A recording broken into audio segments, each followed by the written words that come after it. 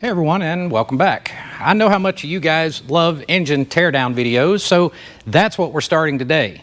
This M8 has a problem. I have a good idea of what I think it is, but like we did on the twin cam teardown video, we're going to go step by step and see if we can figure out exactly what's causing his sumping problem on this M8. So stick with us.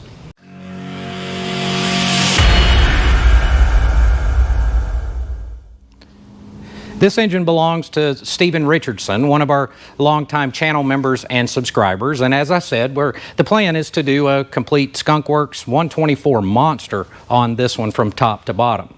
Now, Stephen had some problems in the beginning and had the sumping issues, things like that. And Stephen had made some modifications to the engine, and he still has a sumping issue regardless of the modifications that he made. Now, I have a pretty good idea of why he continues to have the sumping problem, despite the fact that he has installed a cam plate and oil pump in this one. Anytime before we're doing cam plates, oil pumps, or any modifications to an M8, unless it's just a complete build, I want to do a cylinder and leak down test before I even start. I believe there's some hidden issues that are compounding this sumping problem if it's not caught soon enough. So you guys are going to find out at the same time I do what it is, and we'll see if my theory's correct. Of course, we're going to switch over and put the camera on my head because I know you guys like to see close up.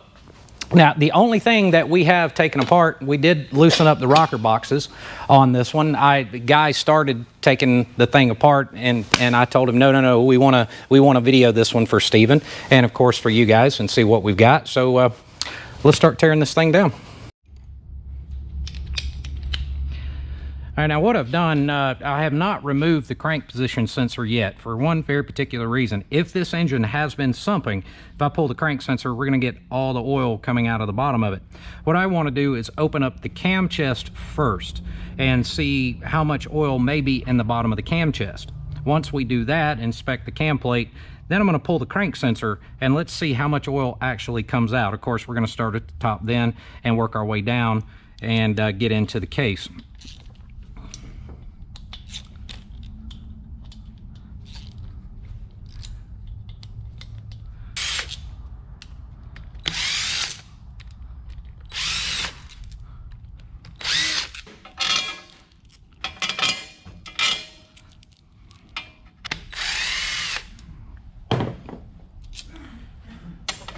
All right, let's see what we have.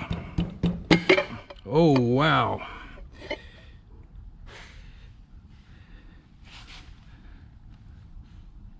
Yeah, Stephen, we're sumping, buddy. So that's what we got out of the cam chest. Now let's take a look and see what we've got out of the, let's take a look and see what we've got once we remove the crank sensor.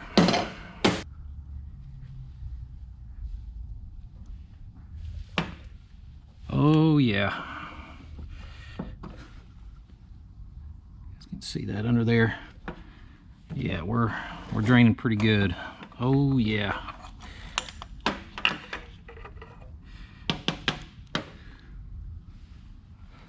Wow. Let's get that out of the way.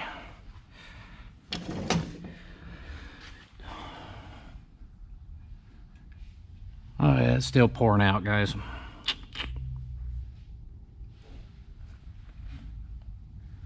That's quite a bit.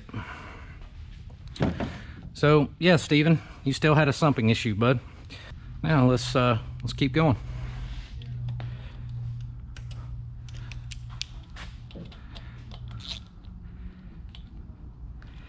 That's hard to say how much oil that is on the table there. That could be 20 ounces plus.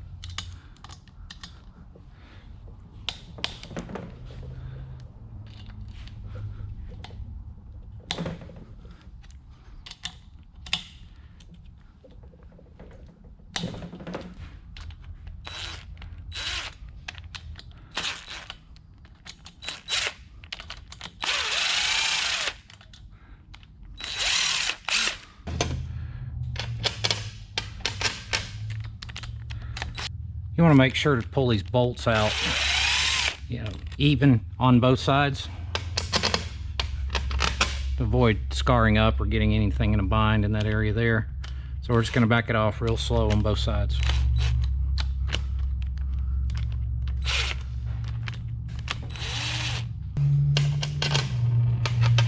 All right, now let's give the rockers an inspection here.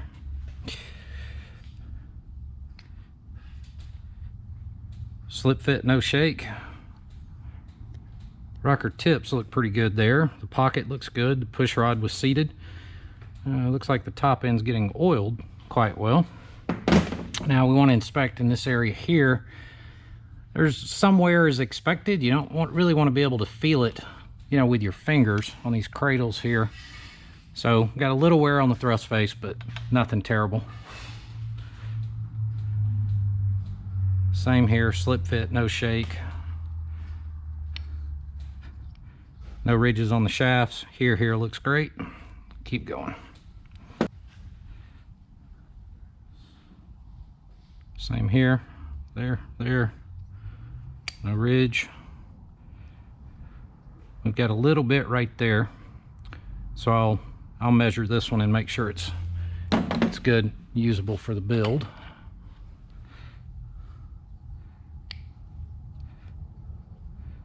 A little bit of wear there, but I can't feel it. So again, slip fit, no shake. Bushings feel good. Pocket, tip. Good shape there. Let's inspect the push rods. What I want to look for on the push rods to see if there are any witness marks where they may be hitting, but no major witness marks there.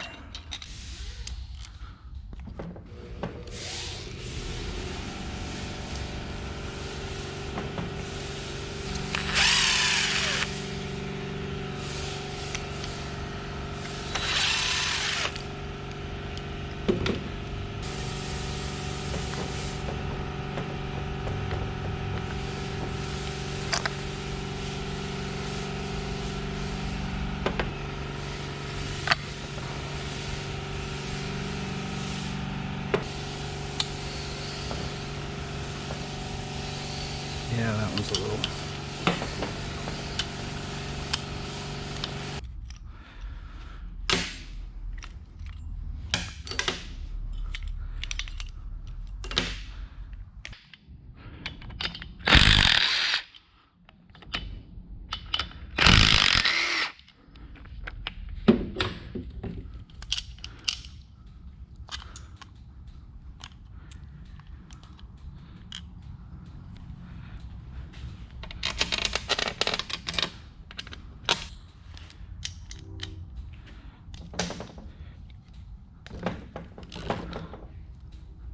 Ooh, that one's a little sticky.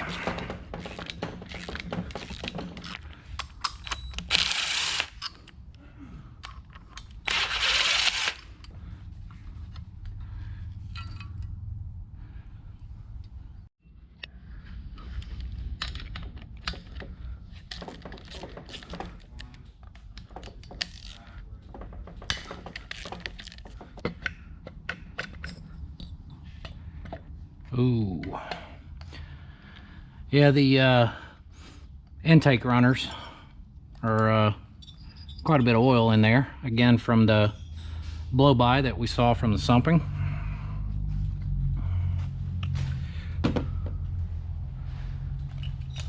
Yeah, we got... Oh yeah, it's coated. There.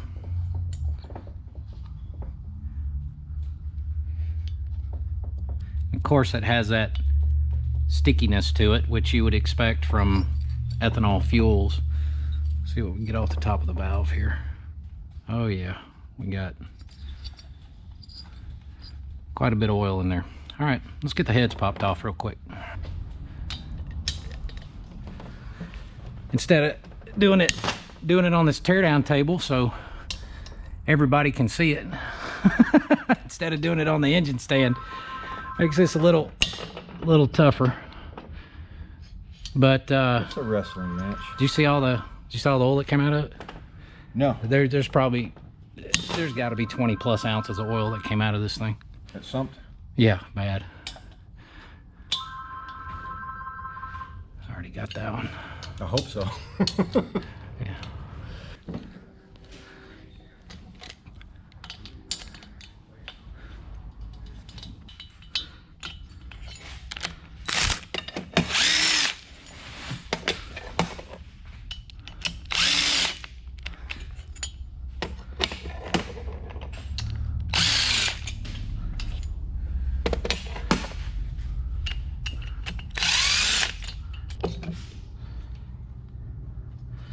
All right, let's see. Actually, not a lot of carbon buildup, which is nice to see. That's what I would expect.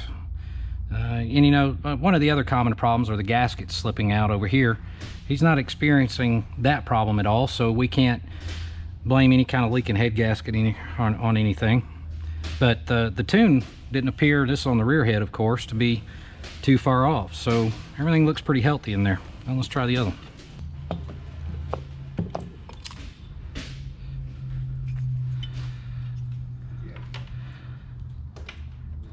This one tells a little bit of a different story, but it's still not too bad. The tune was pretty good, not an excessive amount of carbon buildup, but if you can see closely, right around here, the edge of the intake valve actually has quite a bit of oil in that area there and there, oil around the edge of the valve, which of course we saw how much oil was here on the intake port, so quite a bit of oil in there, but it was still, and I see there's some right here too, but it was still burning clean.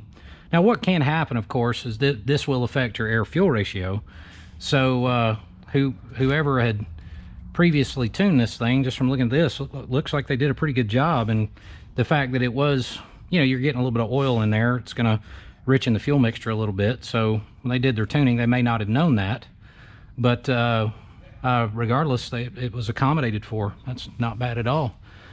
Piston tops. Now, if you've ever watched the how to read a spark plug video, I talked about the deposits on the end of a spark plug, how you see these white little crystals on the ground electrode. Most people think that that's because it's lean. And I'd said in that spark plug video, I'll put a link to it up here somewhere, that if you see those little white deposits, it's actually an indication that you have excessive oil infiltration from the head, from the top of the, you know, basically top of the piston. So you'll notice you see these exact same deposits here on top of the piston. See this white crystalline structure here on top of the piston. This is what you would see on a spark plug, but the plugs would have this same deposit on it, and it's because of the oil. The other thing you'll notice is it's carbon buildup because of oil, not fuel. Typically fuel carbon will be dry, where oil carbon is wet and sticky, like you see here. So, you know, this is definitely oil from the top end, which of course we saw, you know, coming through the intake, all the sumping and all that good stuff. So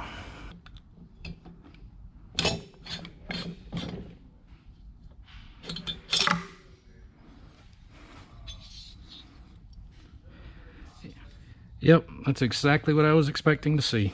All right, well, let's take a look at this side.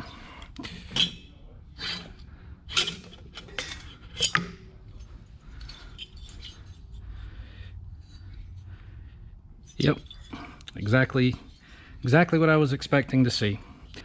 Yeah, I don't know if you guys are going to be able to see this or not. Let's look down the cylinder, if I can find some different source of light. If you look down the cylinder, you'll see a bit of a crosshatch, but look how glazed the cylinder is. All right, then when we start getting in this area about halfway up the cylinder, there's this real deep gold hue to it, which of course is, you know, an indication of heat, excessive heat being built up by the sumping problem. But the cylinder has almost a mirror glaze finish to it. That mirror glaze finish is going to create a blow-by condition, okay? Because again, the cylinder's being over lubricated, most likely caused when he had his initial sumping problem. The cylinder's being over lubricated compromised the ring seal. So when you compromise that ring seal and over lubricate the cylinder, it starts to glaze the cylinder, and then that would produce a less or a more than excuse me, more than desirable leak down percentage, which is what we observed before we tore this engine down. A little more leak down than we would like to see. It had about a 10% on one cylinder and 12% on the other. That would overpressurize the crank, and no matter, once you're at that point, then you know, a cam plate would, you know, can help with that.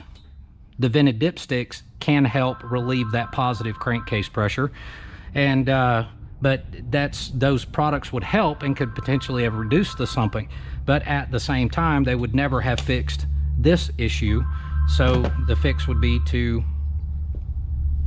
bore and hone these cylinders, and if the fitment is correct, you could ball hone them and put on a new set of rings, but you would have to check the size of the cylinder, the piston to cylinder clearance first. So ball hone the cylinders, put on new rings, and go. But since this one's a complete custom build anyway, obviously I wasn't worried about the pistons. They're going in the trash, and that's what we have. So the sumping problem was, as I suspected, Glaze cylinders, excessive blow-by, and too much crankcase pressure. In this cylinder here, we can see the exact same thing. It's just, it has pretty much a mirror finish to it without any crosshatch left to it at all in some areas. And down here on the bottom, we see some scoring here, but then a polished finish as we go up, and then it has this definitive gold color here in the top, again from overheating from all the sumping. So we can't, I'm actually glad this worked out the way that it did. We can't blame this on a bad tune washing the cylinder walls out, because we see there's not really any fuel carbon in here. Everything looks great in the heads. The bike had a pretty good tune on it. But once it started sumping, over lubricated the cylinders, and then creates the blow-by, then you start getting the carbon, oil carbon buildup here. The only thing we can blame this on is, again, splashing those cylinders up, over lubricating, and excessive leak down and sumping problem. So let's put these to the side and we'll keep going with the cam chest.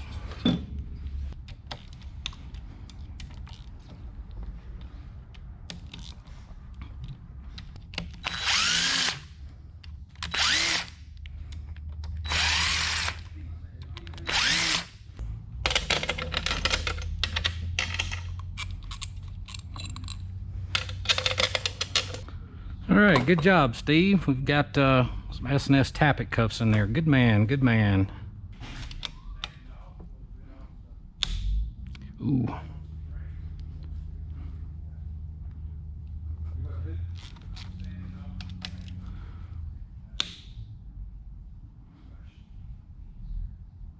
There we go.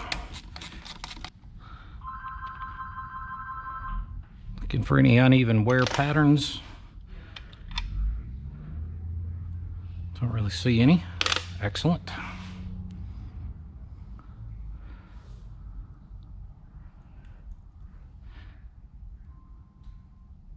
Tappets look good.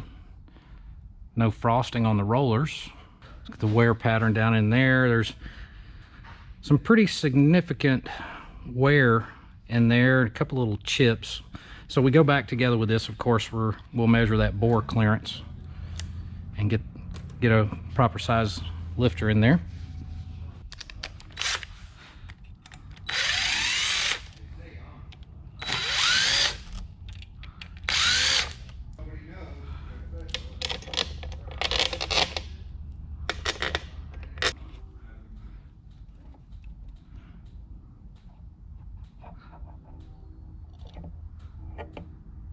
Excellent. What our pump looks like.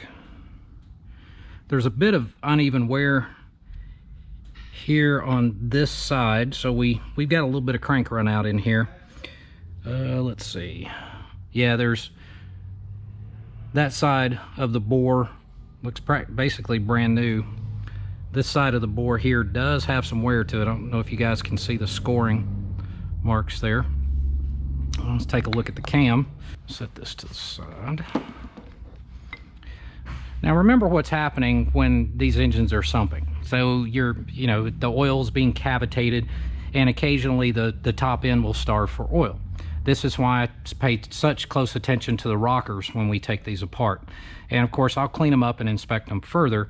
But we've got that oil starvation issue from the cavitation, okay?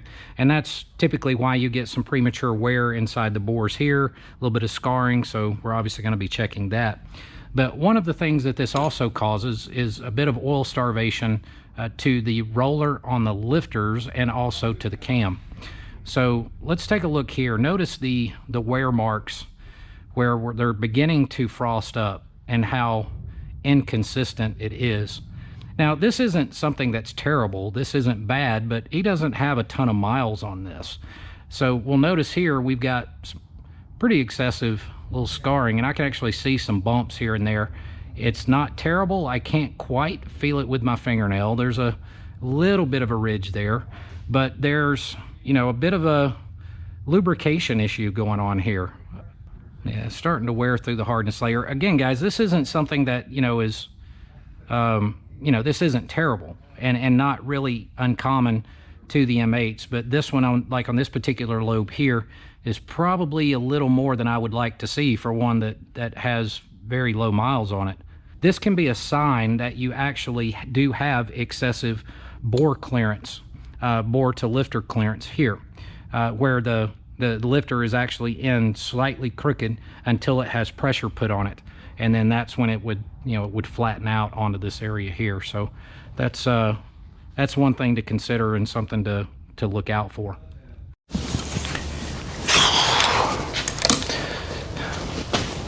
According to Google Analytics, 80% of our views come from people who aren't subscribed to the channel.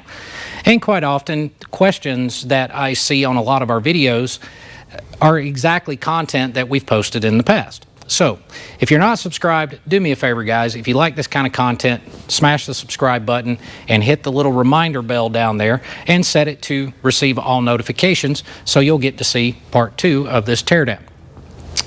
In the next video, we're going to pull the pistons, we're going to measure crank run out, we're going to split the cases, take a look at everything on the inside, take a look at the balancer and everything else, and then we'll start again with this entire series on this 124 for Steven, building up the machining and everything else all the way to the end. So guys, thanks a million for watching. As always, I appreciate your support and all you guys do. Your comments are awesome. I love reading them, and I appreciate you guys. So take care of yourselves and each other. Have a good one.